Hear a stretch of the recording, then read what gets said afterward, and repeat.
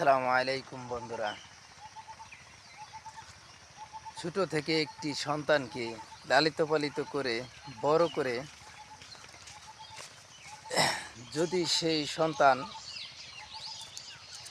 আপনার কথা না শোনে বা আপনাকে দেখে লজ্জিত মনে হয়, তাহলে ওই বাবাটার অন্তরে কতটা কষ্ট লাগতে পারে। তেমনই একটি মর্মান্তিক ঘটনা আমাদের এলাকায় বলা চলে। যাই হোক, ছোট থেকে পালতে নিয়ে আসছে তার সন্তান নেই বলে, কত আশা করে, কত মনের বাসনা নিয়ে তাকে আপন মনে করে লালিত পালিত করা হয়েছে।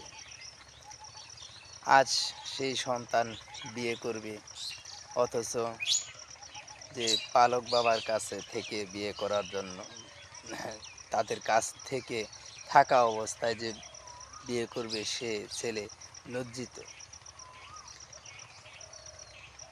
যদিও যে বাবা লালন পালন করতে নিয়েছে, তার কোনো জোর নেই যদি ছেলে তার কাছে না থাকে।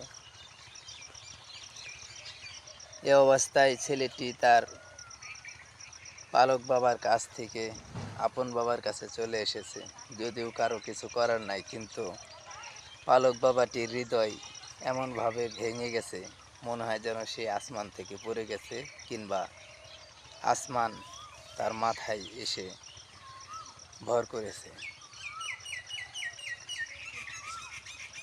ব্যাপারটা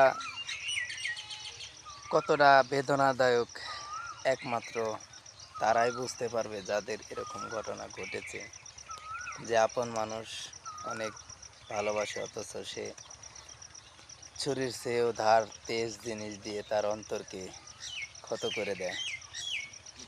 সেটা তারাই বুঝে যারা এই অবস্থার পরিস্থিতিতে অবলম্বন করে এই সময়।